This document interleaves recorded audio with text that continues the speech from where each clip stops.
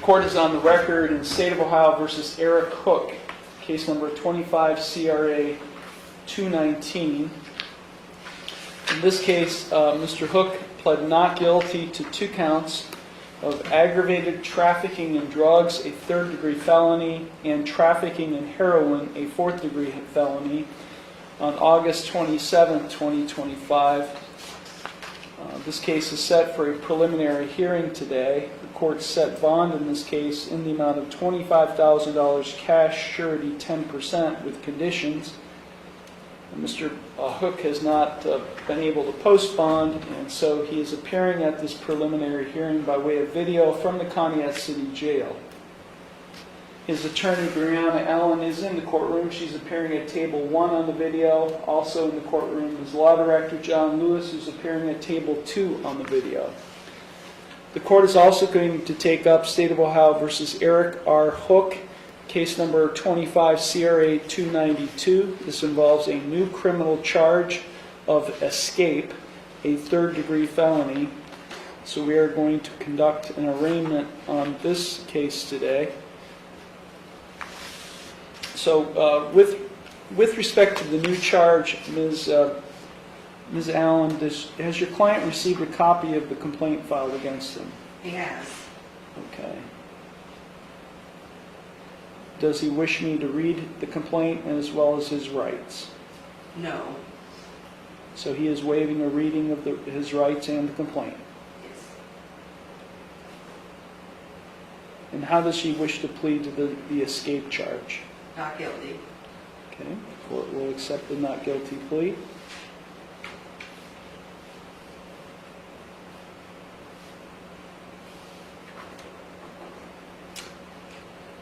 Okay, Mr. Lewis, before I set bond on the new case, can you advise us of the status of the 25 CRA 219 case? Thank you, Your Honor. The State of Ohio is prepared to proceed with the preliminary hearing on this case. However, Ms. Allen has advised me that her client is going to waive the hearing. Thank you. Thank you. Ms. Allen? That is correct. Okay, how would you like to proceed on the new case, 25 CRA 292? In the interest of judicial efficiency, we'd also like to waive that. Even though it's not scheduled today for a preliminary hearing, he would like to waive preliminary hearing on that case as well. Exactly.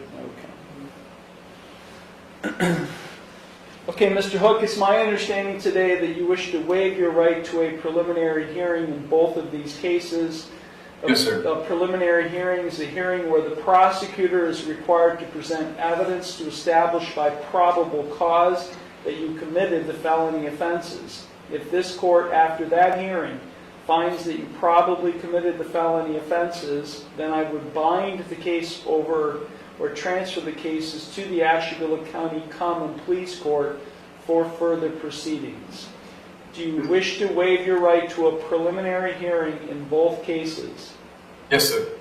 Okay, so you should have in front of you 3 separate waivers. There should be 3 of them, 2 for the drug case and 1 for the new case. Do you have all 3? Yes, sir. Okay, I'm going to provide those same waivers to your attorney and she can advise you further. Okay, so you're going to sign the bottom where it says defendant and put the date. Today is September 3rd.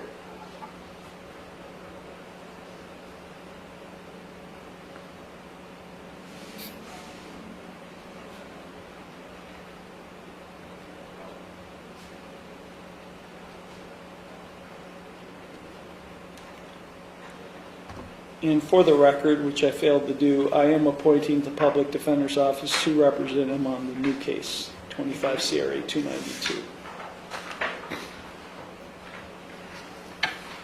All 3 are signed. Thank you. The court does find the defendant has signed waivers of preliminary, and his attorney have signed waivers of preliminary hearing in both cases, all 3 felony charges, and so I will go ahead and bind these cases over to the Ashtabula County Common Pleas Court for further proceedings. As I said, on the 25 CRA 219 case, this is the drug case. Bond was set originally in the amount of $25,000, cash surety 10%.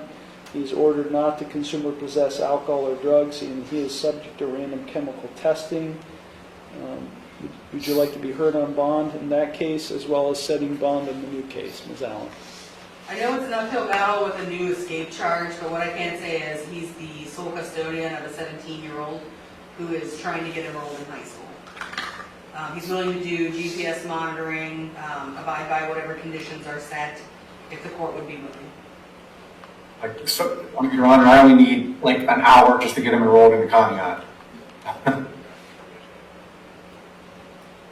I wouldn't recommend saying anything else. You're right. I just can't stress it enough. He hasn't been in school at all. Sorry. It's okay.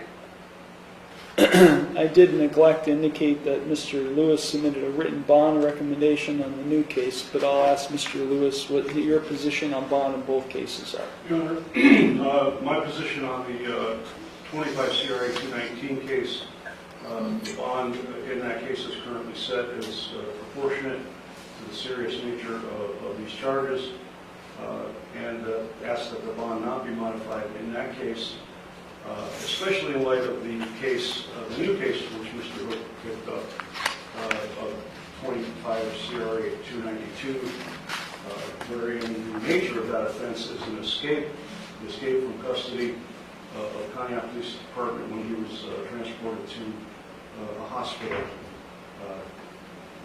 Your Honor, in that case, the bond recommendation that I have from the state would be $100,000 cash surety, 10% on that case.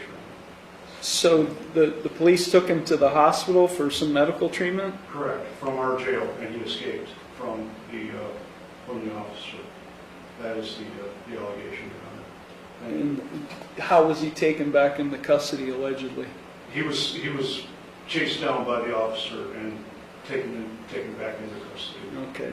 I mean, I guess what I'm getting at is, was he within feet of the where he escaped, or did the officer have to chase him down for blocks or miles or whatever? It wasn't miles, but I mean, Mr. Hook, my understanding is Mr. Hook was wearing shackles and handcuffs, so he didn't. Mr. Hook, be quiet. Quiet. Okay, go ahead. So he didn't get that far away. So, but the officer did have to, he could have evaded the officer. The officer was able to subdue him after a short chase. Okay. Thank you. Thank you. Well, I think I set bond the way I set it on the drug case, based on what I indicated was Mr. Hook's criminal history. He just got out of prison, spent 8 years in prison, got out in 2018, and I do find his criminal history is that there was a failure to comply. Actually, there's some mix-up again with his CCH having information of a different person on his CCH named Jordan Mitchell. So somebody used each other's, at some point in time, date of birth or social security number. So and we did check into this, why two people are showing up on the same CCH. But nonetheless, it does appear that Mr. Hook does have a history of a failure to appear as well. Based on the circumstances, in the drug case, I will continue bond as previously set in the amount of $25,000, cash surety 10%. In the new case, the escape case, bond will be set in the amount of $50,000, cash surety 10%. The conditions of the bonds will be the same. The defendant is to not use alcohol or drugs, and he is subject to random chemical testing by probation and law enforcement. I am also ordering a GPS monitor device.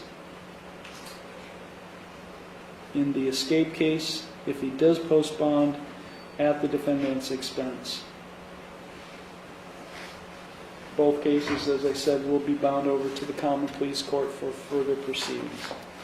Is there anything further, Mr. Lewis? No, Your Honor. Ms. Allen? Yes, sir. Okay, this matter is concluded then. Thank you very much. Thank you, officer. You're welcome.